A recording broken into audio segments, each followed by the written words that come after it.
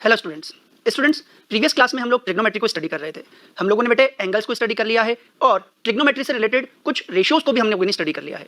हम लोगों ने बेटा देखा कि ट्रिग्नोमेट्री के अंदर there are 6 T ratios, those are sine, cos, tan, cot, sec and cosec. Then हम लोगों ने बेटे इन पर्टिकुलर टी रेशियोज की कुछ स्पेसिफिक एंगल्स की वैल्यूज को भी हम लोगों ने स्टडी कर लिया है। तो बेटे आज के लेक्चर में हम कुछ क्वेश्चंस को भी प्रैक्टिस करेंगे और इसी ट्रिग्नोमेट्रिक टॉपिक को थोड़ा सा आगे बढ़ाएंगे। सो स्टूडेंट्स, प्रीवियस क्लास में हम लोग ट्रिग्नोमेट्री को स्टडी कर रहे थे और बेटे हम लोगों ने ये पर्टिकुलर स्पेसिफिक एंगल्स की वैल्यूज को भी हम लोगों ने देख लिया था। एक बार क्विक रिकैप करते हैं क्या क्या वैल्यूज हमारे पास थी। सबसे पहले हमारे पास बेटे ये तो होते हैं एंगल्स यानी टी रेशियोज। ये हो गया साइन थीटा, ये हो गया कॉस थीटा और ये हो गया टेन थीटा। ऐसे ही हमारे पास कॉट थीटा भी है, सैक थीटा भी है और कॉसेक थीटा भी है।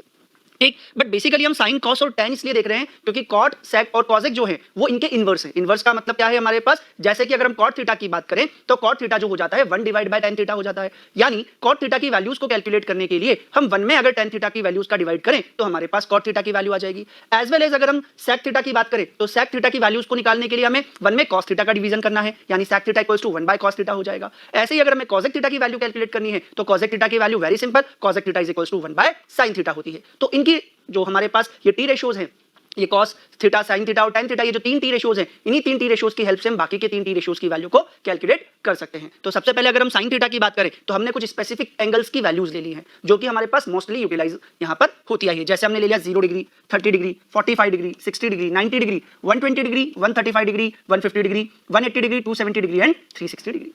तो ये हमारे पास एंगल्स की वैल्यूज हो गई। और इन स्पेसिफिक एंगल्स की वैल्यूज के लिए जब हम टी रेशियोज की वैल्यू को देखेंगे तो हमारे पास है जैसे साइन थीटा। ठीक, अब साइन थीटा में थीटा की वैल्यू क्या रिप्रेजेंट कर रही है, एंगल की वैल्यू को रिप्रेजेंट कर रही है। जैसे यहां पर हमने 0 डिग्री लिया है तो इसका मतलब क्या हो गया, साइन 0 डिग्री। ऐसे ही अगर हम 45 डिग्री वैल्यू लेते तो इसका मतलब क्या होता, साइन 45 डिग्री। बात समझ रहे बेटे, ये टेबुलर फॉर्म है, टेबल को स्टडी कर रहे हैं अपन। जैसे यहां से तो हमने साइन ले लिया और यहां से हमने एंगल की वैल्यू ले ली। ठीक है, बात समझ में आ गई बेटे। तो साइन 0 डिग्री की वैल्यू की अगर हम बात करें तो वो हो जाती है 0। ठीक, ऐसे ही अगर हम साइन 30 डिग्री की वैल्यू की बात करें तो साइन 30 डिग्री की वैल्यू होती है 1/2। ठीक, साइन 45 डिग्री की वैल्यू होती है 1/√2, साइन 60 डिग्री की वैल्यू होती है √3/2 एंड साइन 90 की वैल्यू होती है 1। अब ये वैल्यूज कैसे निकाली गई, इन वैल्यूज को निकालने का सीधा सा तरीका है बेटे हमारे पास राइट एंगल ट्रायंगल। ठीक है, आप लोगों को पता है कि जैसे कोई भी एक राइट एंगल ट्रायंगल हमारे पास होता है तो उस राइट एंगल ट्रायंगल की 3 साइड्स होती है। कौन कौन सी 3 साइड होती है, let's suppose this is theta, ये 90 डिग्री हो गया तो थीटा के अपोजिट में तो परपेंडिकुलर आ जाता है। आप लोगों को बताया बेटे मैंने, परपेंडिकुलर क्या हो जाएगा, थीटा के अपोजिट वाली साइड जो है वो परपेंडिकुलर हो जाएगी, 90 डिग्री के अपोजिट वाली साइड हाइपोटेनियस हो जाएगी और रिमेनिंग जो बचेगी वो बेस हो जाएगी। ठीक है, तो ये हमारे पास बेस, परपेंडिकुलर और हाइपोटेनियस तीनों साइड्स आ गई। And as we all know जो साइन थीटा होता है, साइन थीटा क्या होता है हमारे पास बेटे, क्या होता है sine theta, perpendicular upon hypotenuse. क्या होता है, परपेंडिकुलर अपॉन हाइपोटेनियस। तो हम ये जो हमारे पास साइड्स हैं, इन साइड्स के टी रेशियोज अगर हम बनाएंगे, ठीक है, इन साइड्स को लेकर अगर हम जैसे मान लीजिए कोई भी दो साइड हमने ले ली, ठीक है, लेट्स सपोज ये 1/2 अगर हमने ले ली, ठीक है, तो ये 1 तो हमारे पास किसकी वैल्यू हो गई, परपेंडिकुलर की हो गई, और 2 किसकी वैल्यू हो गई, हाइपोटेनियस की वैल्यू हो गई। समझ रहे बेटे, ये 1 तो क्या हो गई हमारे पास, परपेंडिकुलर की वैल्यू हो गई और 2 हमारे पास हाइपोटेनियस की वैल्यू हो गई। तो इनकी हेल्प से हम तीसरी साइड निकाल सकते हैं। कैसे निकालते हैं, मैंने आप लोगों को सिखाया था बेटे पाइथागोरस थ्योरम। पाइथागोरस थ्योरम की हेल्प से हम बेस की वैल्यू निकालेंगे। ठीक है, तो हमारे पास परपेंडिकुलर भी आ जाएगा, हाइपोटेनियस भी आ जाएगा और बेस भी आ जाएगा। और इन्हीं 3 साइड्स के रेशियोज की हेल्प से तो हमारे टी रेशियोज होते हैं। तो इनकी हेल्प से एक राइट एंगल ट्रायंगल फॉर्म करके हम टी रेशियोज की वैल्यू को कैलकुलेट करते हैं। बात समझ में आ गई बेटे। तो ये साइन की जो वैल्यूज है, 0 डिग्री पर 0 होना, 30 डिग्री पर 1/2 होना, साइन 45 डिग्री की वैल्यू 1/√2, साइन 60 की वैल्यू √3/2 एंड साइन 90 की वैल्यू 1। एज वेल एज अगर आगे की वैल्यू की बात करें तो sine 120 √3/2, sine 135 1/√2, sine 150 is 1/2 and sine 180 is 0। Then अगर साइन 270 की बात करें तो -1 हो जाएगा और 360 की बात करें तो अगेन 0 हो जाएगा। तो यहां से एक पॉइंट हमारे पास आता है बेटे कि साइन की जो वैल्यूज हम देख रहे हैं 0 से 360 के बिटवीन, ये वैल्यूज कहां पे लाई कर रही है। अगर हम बात करें तो साइन की मिनिमम वैल्यू मुझे क्या मिल रही है, -1 मिल रही है। ठीक है, और मैक्सिमम वैल्यू की बात करें तो क्या मिल रही है, 1। यानी साइन की वैल्यू जो है वो -1 से +1 के बिटवीन लाई करेगी। ठीक है, जितनी भी साइन थीटा की वैल्यूज आएंगी वो मिनिमम से मिनिमम -1 होगी, ठीक है, एंड मैक्स टू मैक्स +1 हो जाएगी। यानी कि रेंज हो गई साइन थीटा की। ऐसे ही अगर हम कॉस थीटा की बात करें बेटे तो कॉस 0 डिग्री की वैल्यू 1 हो गई, कॉस 30 डिग्री की वैल्यू √3/2 हो गई, कॉस 45 डिग्री की वैल्यू 1/√2 हो गई, कॉस 60 डिग्री की वैल्यू 1/2 हो गई और कॉस 90 की वैल्यू 0 आ गई। देन फर्दर और वैल्यूज निकालें तो cos 120 की वैल्यू -1/2, cos 135 की वैल्यू -1/√2, cos 150 की वैल्यू -√3/2, cos 180 की वैल्यू -1, cos 270 की वैल्यू 0 एंड 360 की वैल्यू 1। अब अगर हम यहां पर cos की बात करें बेटे तो cos की वैल्यू भी हमारे पास -1 से लेकर +1 के बिटवीन लाई कर रही है। ठीक है, यानी साइन की मिनिमम वैल्यू भी -1 है और cos की मिनिमम वैल्यू भी -1 है, साइन की मैक्सिमम वैल्यू भी +1 है और cos की मैक्सिमम वैल्यू भी +1 है। बट साइन की जो मिनिमम वैल्यू हो रही है वो मिनिमम वैल्यू हमारे पास हो रही है 270 डिग्री पर, जो कि -1 हो रही है, और साइन की जो मैक्सिमम वैल्यू 1 आ रही है वो हमारे पास 90 डिग्री पर हो रही है।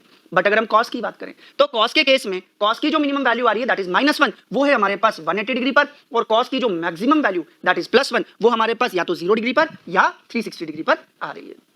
एक ऐसे ही अगर हम tan थीटा की बात करें तो tan थीटा में हमारे पास वैल्यूज है tan 0 डिग्री की वैल्यू 0, tan 30 डिग्री की वैल्यू 1/√3, tan 45 डिग्री की वैल्यू +1, tan 60 डिग्री की वैल्यू √3 एंड tan 90 की वैल्यू इनफाइनाइट।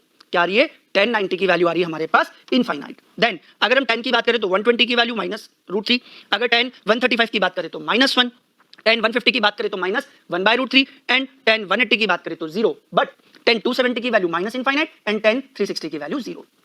तो अब अगर हम tan थीटा की बात कर रहे हैं तो tan थीटा हमारे पास कहां लाई कर रहा है? tan थीटा हमारे पास मिनिमम वैल्यू तो -इनफाइनाइट है और मैक्सिमम वैल्यू +इनफाइनाइट है, यानी tan थीटा की जितनी भी रेशियोज वाली वैल्यू आएगी वो हमारे पास -इनफाइनाइट से +इनफाइनाइट तक वेरी करेगी। बात समझ में आ गई बेटे? यानी tan थीटा की जो मिनिमम वैल्यू आएगी वो -इनफाइनिटी आएगी, और हमारे पास tan थीटा की जो मैक्सिमम वैल्यू आएगी वो +इनफिनिटी आएगी। इन्फिनिटी का मतलब क्या हो गया हमारे पास? बेसिकली बेटे अगर हम यहाँ पर एक फॉर्मूला की बात करें स्पेसिफिक, तो एक फॉर्मूला हमारे पास बन रहा है tan थीटा की जो वैल्यू होती है, tan थीटा हमारे पास होता है, अगर साइन और कॉस की टर्म में लिखें तो sine theta divide by cos theta. क्या होती है tan थीटा की value? Sine theta divide by cos theta. तो इसी तरीके से अगर हम 90 डिग्री पर बात करें, ठीक, 90 डिग्री पर बात करें तो 90 डिग्री पर मेरे पास साइन थीटा की वैल्यू क्या है? 1, और 90 डिग्री पर ही कॉस थीटा की वैल्यू क्या है? 0। तो ये क्या हो जाएगा? 1 डिवाइड बाय 0, जो कि इनडिफाइंड है। इनडिफाइंड को हम यहाँ पे क्या लिख रहे हैं? इनफाइनाइट लिख रहे हैं। अब अगर हम नेक्स्ट और वैल्यूज की बात करें इसी तरीके से, तो हमारे पास tan थीटा जो है sin theta upon cos theta है। आप ये जो tan थीटा की जितनी भी वैल्यूज है उनको वेरीफाई कर सकते हैं sin थीटा और cos थीटा की वैल्यू को पुट करके, यानी आपके लिए tan थीटा की वैल्यू निकालना बहुत आसान हो जाएगा अगर आपको sin और cos की वैल्यू याद है तो। बेसिकली अगर मैं आपको एक ट्रिक की बात करूं तो हमें केवल और केवल sin थीटा की वैल्यू याद करनी होती है, बाकी तो सारी हमारे पास जो है इजीली बन जाती है।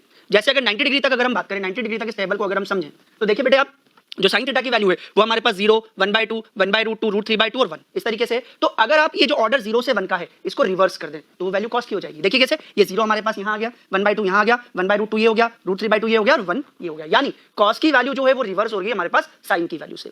ऐसे ही अगर हम tan की बात करें तो tan की वैल्यू तो इजीली sin अपॉन cos से निकल जाएगी। तो बेसिकली मुझे याद तो क्या करना पड़ा? केवल और केवल sin थीटा की वैल्यू याद करनी पड़ी। cos की वैल्यू हमने सीधा उसको रिवर्स करके बना दिया, ठीक। ऐसे ही tan की वैल्यू sin अपॉन cos से बना दी। और मैं जो इनवर्स की बात कर रहा था, यानी मैं रेसिप्रोकल्स की बात कर रहा था, तो उसमें जैसे ये cot थीटा है, cot थीटा की वैल्यू क्या हो जाती है? 1 अपॉन tan थीटा हो जाती है, ठीक। cot थीटा क्या हो जाएगा? 1 अपॉन tan थीटा, यानी tan की वैल्यूज हमारे पास है तो cot की वैल्यूज निकल जाएगी। ऐसे ही अगर मुझे sec थीटा की वैल्यू निकालनी है तो sec थीटा की वैल्यू हो जाएगी 1 upon cos theta. That means अगर मेरे पास cos थीटा की वैल्यूज गिवन है तो मैं sec थीटा की वैल्यू इजीली निकाल लूंगा। ऐसे ही एज वेल एज अगर हम cosec थीटा की बात करें तो cosec थीटा की वैल्यू क्या आ जाएगी? 1 अपॉन sin थीटा से आ जाएगी, ठीक है। यानी sin की वैल्यूज अगर मेरे पास है तो मैं cosec थीटा की वैल्यूज भी कैलकुलेट कर सकता हूं।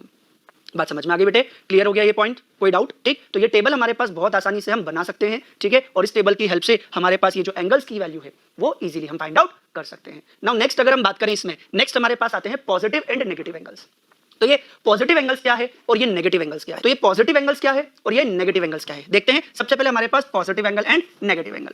पॉजिटिव एंगल की बात करें बेटे, आपने कई जगह पर देखा होगा हमारे पास कोई वैल्यू ऐसे लिखी होती है sin 30 डिग्री, और किसी जगह पर आपने देखा होगा sin -30 डिग्री भी लिखा होता है, यानी 30 डिग्री तो पॉजिटिव एंगल में लिखा है और -30 डिग्री नेगेटिव एंगल में लिखा है। तो इसका मतलब क्या है? इसका मतलब सिंपल सा है कि पॉजिटिव एंगल हमारे पास क्या है? जब कभी भी हम एंगल का मेजरमेंट एंटी क्लॉकवाइज डायरेक्शन में करते हैं तो वो एंगल को हम क्या लेते हैं? पॉजिटिव एंगल लेते हैं। Angle is taken as positive if it is traced anti clockwise direction, यानी हम किसी भी एंगल को, जो हमारी बेस लाइन है, इसको हमने एक्स एक्सिस ले लिया, इसको हमने हमारी बेस लाइन मान लिया, ठीक। इस बेस लाइन से बेटे हम जो ये एंगल का मेजरमेंट कर रहे हैं, इस एंगल के मेजरमेंट के अंदर अगर हम देख रहे हैं बेटे ये एंटी क्लॉकवाइज जो हमारा मेजर हो रहा है, ठीक। एंटी क्लॉकवाइज का मतलब क्या हो गया? सिंपल सी चीज है बेटे, क्लॉक जिस डायरेक्शन में जाती है, यानी क्लॉक के जो हमारे पास हैंडल्स होते हैं, आवर एंड हो, चाहे मिनट एंड हो, चाहे सेकंड एंड हो, ठीक है, तो ये हमारे पास जिस डायरेक्शन में मूव करते हैं वो तो हमारे पास क्या हो जाती है? क्लॉकवाइज डायरेक्शन हो जाती है। और ये जो जिस डायरेक्शन में मूव करती है तो क्लॉकवाइज हो गई, और इसके अपोजिट डायरेक्शन जो हम लेते हैं उसको हम लेते हैं एंटी क्लॉकवाइज डायरेक्शन।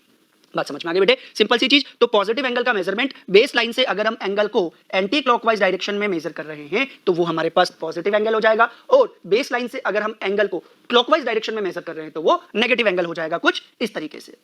ये हमारे पास -थीटा हो जाएगा। अगर मान लीजिए मैं इस लाइन की बात करूं बेटे, तो इस लाइन को मैं अगर पॉजिटिव एंगल में लूं तो ये पॉजिटिव एंगल कुछ इस तरीके से आ जाएगा, यानी यहां से अगर मैं एंटी क्लॉकवाइज डायरेक्शन में मेजर करूंगा तो ये पॉजिटिव एंगल आ जाएगा, और क्लॉकवाइज डायरेक्शन में मेजर करूंगा तो ये नेगेटिव एंगल आ जाएगा। यानी एक एंगल को हम पॉजिटिव भी मेजर कर सकते हैं और एक एंगल को हम नेगेटिव भी मेजर कर सकते हैं, बस डायरेक्शन का डिफरेंस है। सिंपल सी चीज है, अगर हमने इसको एंटी क्लॉकवाइज में ले लिया तो पॉजिटिव हो गया और अगर हमने इसको क्लॉकवाइज में ले लिया तो ये नेगेटिव हो जाएगा।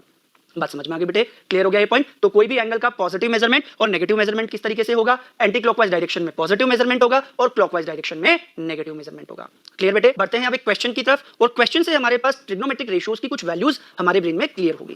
क्वेश्चन हमारे पास गिवन है बेटे, क्वेश्चन है if sin theta is equals to 2/5 then find tan theta. That means मुझे sin थीटा की वैल्यू गिवन है और tan थीटा की वैल्यू को फाइंड आउट करना है। अब कैसे फाइंड आउट करेंगे? sin थीटा की वैल्यू गिवन है केवल और केवल, और फाइंड आउट करना है tan थीटा की वैल्यू, जबकि हमें केवल अभी इतना बताया गया है कि tan थीटा जो है वो होता है sin theta divide by cos theta. ठीक, दैट मींस मुझे क्वेश्चन में sin थीटा की वैल्यू के साथ साथ cos थीटा की वैल्यू भी गिवन होनी चाहिए थी, तभी तो मैं निकाल पाऊंगा। क्या इसका कोई दूसरा मेथड भी हो सकता है क्या? सोचते हैं अगर हम इसके दूसरे मेथड के बारे में, तो हमारे पास एक चीज हमारे ब्रेन में क्लिक होती है कि जितने भी जो टी रेशियोज हैं, ये सारे टी रेशियोज जो हैं ये हमारे पास राइट एंगल ट्राइंगल की साइड्स के रेशियो हैं। किसके रेशियो हैं? राइट एंगल ट्राइंगल की साइड्स के रेशियो हैं। जैसे सबसे पहले अगर हम राइट एंगल ट्राइंगल की बात करें तो राइट एंगल ट्राइंगल होता क्या है? वो ट्राइंगल जिसके अंदर एक एंगल 90 डिग्री का होता है। ठीक, यानी जिस ट्राइंगल के अंदर एक एंगल 90 डिग्री का हो जाएगा तो वो राइट एंगल ट्राइंगल हो जाएगा। तो यहां पर हमने ये जो बनाया हुआ है ए बी और ये सी, ये हमारे पास एक राइट एंगल ट्राइंगल है। इसमें ये 90 डिग्री है और लेट सपोज ए पर मैं एंगल ड्रॉ कर लेता हूं थीटा। ठीक, ए पर मैंने क्या एंगल ड्रॉ कर लिया? थीटा एंगल ड्रॉ कर लिया। और ये हमने सीखा है कि थीटा के अपोजिट वाली साइड क्या हो जाएगी? परपेंडिकुलर हो जाएगी। 90 डिग्री के अपोजिट वाली साइड हो जाएगी हाइपोटेनियस और ये जो रेस्ट साइड बचेगी वो हो जाएगी बेस। ठीक है, तो तीनों साइड्स हमें मिल गई है। परपेंडिकुलर क्या है, हाइपोटेनियस कौन सी है और बेस कौन सी है। ठीक, अब अगर हम sin थीटा की बात करें बेटे, तो यहां पर sin थीटा की वैल्यू गिवन है 2/5। अब 2/5 वैल्यू का मतलब क्या हो गया? अगर मैं sin थीटा की बात करूं तो sin थीटा जो होता है हमारे पास वो कौन कौन सी दो साइड्स का रेशियो होता है? कौन कौन सी दो साइड्स का रेशियो होता है? अगर हम sin थीटा की बात करें तो sin थीटा होता है परपेंडिकुलर अपॉन हाइपोटेनियस। क्या होता है? Perpendicular upon hypotenuse. इसका मतलब sin थीटा की वैल्यू में एक परपेंडिकुलर होगी और एक हाइपोटेनियस होगी। तो ये जो रेशियो हमारे पास है 2/5 वो इस तरीके से है कि परपेंडिकुलर की वैल्यू 2 की टर्म में है और हाइपोटेनियस की वैल्यू 5 की टर्म में है। बात समझ में आ गई बेटे? और सारी वैल्यूज का मुझे रेशियो ही निकालना है क्योंकि साइन भी जो है वो रेशियो की फॉर्म में है और tan भी जो होगा वो रेशियो की फॉर्म में ही होगा। तो इनकी हेल्प से मैं tan का भी रेशियो कैलकुलेट कर सकता हूं। सिंपल सी चीज, sin theta perpendicular upon hypotenuse जिसकी वैल्यू 2/5, तो यहां से मैं वैल्यू ले सकता हूं, परपेंडिकुलर की वैल्यू 2 ले सकता हूं और हाइपोटेनियस की वैल्यू 5 ले सकता हूं। तो दो वैल्यूज तो मेरे पास आ गई, एक तो आ गई परपेंडिकुलर की जो 2 है और एक आ गई हाइपोटेनियस की जो कि 5 है। बट मुझे कैलकुलेट क्या करना है? tan theta. और tan थीटा की अगर हम बात करें तो tan थीटा क्या होता है हमारे पास? tan थीटा होता है परपेंडिकुलर अपॉन बेस। क्या होता है tan theta? Perpendicular upon base. तो दैट मींस मुझे परपेंडिकुलर की वैल्यू तो मिल गई 2, बट मुझे किसकी वैल्यू कैलकुलेट करनी है? अगर मैं बात करूं तो मुझे अब बेस की वैल्यू कैलकुलेट करनी है, बिकॉज परपेंडिकुलर की वैल्यू तो यहां पर 2 गिवन है। तो अब बेस की वैल्यू कैलकुलेट करेंगे तो बेस की वैल्यू को कैसे कैलकुलेट किया जा सकता है? सोचो, क्या हमने कोई थ्योरम या कोई फॉर्मूला कुछ ऐसा पढ़ा है क्या जिसमें हम दो साइड्स की हेल्प से तीसरी साइड कैलकुलेट कर सकते हैं? Yes, we have studied a theorem, that theorem called Pythagoras theorem. बेटे हम लोगों ने पाइथागोरस थ्योरम को स्टडी किया है and according to Pythagoras theorem हमारे पास जो ये हाइपोटेनियस स्क्वायर की वैल्यू होती है that equals to perpendicular square plus base square. यानी जो राइट एंगल ट्राइंगल की सबसे बड़ी साइड है, सबसे बड़ी साइड का मतलब हाइपोटेनियस, उसका स्क्वायर रेस्ट ऑफ जो दोनों साइड्स हैं उनके स्क्वायर के एडिशन के इक्वल होता है। ये पाइथागोरस थ्योरम थी। इसका मतलब हाइपोटेनियस स्क्वायर की वैल्यू जो है वो perpendicular square plus base square के इक्वल थी। तो यहां से हम बेस की वैल्यू निकाल सकते हैं। इसको इधर ले जाएं और इस वैल्यू को इस तरफ लेके आ जाएं, या सिंपल सा बेस इधर रहने दें और परपेंडिकुलर को इधर ले जाएं, तो ये हो जाएगा मेरे पास base square is equals to hypotenuse square minus perpendicular square. तो यहां पर हाइपोटेनियस की वैल्यू भी मेरे पास है 5 और परपेंडिकुलर की वैल्यू भी मेरे पास है 2 और मुझे सिंपली कैलकुलेट करना है बेस की वैल्यू को। तो वैल्यूज अगर हम यहां पे पुट करेंगे तो बेस स्क्वायर की वैल्यू क्या आ जाएगी? Hypotenuse square. हाइपोटेनियस की वैल्यू है 5 और 5 का स्क्वायर कितना हो जाएगा बेटे? 25 हो जाएगा। कितना होगा? 25। ठीक है ना, क्योंकि हाइपोटेनियस की वैल्यू 5 ली हुई है और 5 का स्क्वायर 25 होता है। तो ये हो जाएगा हाइपोटेनियस स्क्वायर की जगह पर तो 25 आ गया। देन माइनस, अब परपेंडिकुलर की बात करें तो परपेंडिकुलर की वैल्यू कितनी है? 2 और 2 स्क्वायर इज 4। कितना है 2 का स्क्वायर? 4। तो इसका मतलब यहां पर मेरे पास जो ये बेस स्क्वायर है, इस बेस स्क्वायर की वैल्यू आ गई 25 माइनस 4 एंड 25 माइनस 4 को अगर हम सॉल्व करेंगे तो बेस स्क्वायर की वैल्यू आ जाएगी 21। बट ये वैल्यू किसकी है? बेस स्क्वायर की है और मुझे वैल्यू किसकी चाहिए? बेस की वैल्यू चाहिए। तो जब हम यहां पर बेस की वैल्यू निकालेंगे तो इसका क्या हो जाएगा? रूट हो जाएगा। तो अल्टीमेटली बेस की वैल्यू के लिए क्या आ जाएगा मेरे पास? रूट ऑफ 21 ये वैल्यू आ जाएगी। बात समझ में आ गई बेटे? इसका मतलब क्या हो गया? परपेंडिकुलर की वैल्यू 2 हो गई, हाइपोटेनियस की वैल्यू 5 थी और बेस की वैल्यू जो मेरे पास आ गई वो बेस की वैल्यू आ गई रूट ऑफ 21। तो यहां पर हम बेस की जगह पर क्या लिख सकते हैं? Root of 21। तो अब तो मेरे पास बेटे इस राइट एंगल ट्राइंगल की तीनों साइड्स की वैल्यू आ गई। तो अब तो कोई भी टी रेशियो मुझे गिवन है, मैं उन सारे टी रेशियोज की वैल्यू को कैलकुलेट कर सकता हूं। इस क्वेश्चन में मुझे टेन थीटा की वैल्यू पूछी है तो मैं टेन थीटा की वैल्यू निकाल देता हूं। अगर मुझसे कॉस की पूछी होती तो कॉस की निकल जाती, साइन की पूछी है, साइन की तो गिवन ही है, खैर अगर सेक की पूछी होती तो सेक भी कैलकुलेट हो जाता, कॉसेक की पूछी होती तो वो भी हो जाता, और कॉट की पूछते तो सब कैलकुलेट हम कर सकते थे। सिंपल यहां पर मुझे टेन थीटा पूछा है, ठीक, तो टेन थीटा मेरे पास जो है उसकी वैल्यू क्या होती है, परपेंडिकुलर अपॉन बेस होती है। तो अब परपेंडिकुलर वैल्यू में क्या है मेरे पास 2 एंड बेस किसकी वैल्यू है, बेस की वैल्यू है √21। इसका मतलब क्या हो गया, tan theta is equals to 2 divide by √21 हो गया।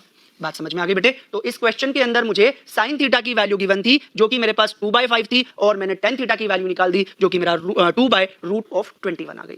क्लियर बेटे, समझ में आ गया। इस टाइप के क्वेश्चन अगर हमारे पास आते हैं तो हम उनको इसी तरीके से इजीली सॉल्व कर सकते हैं।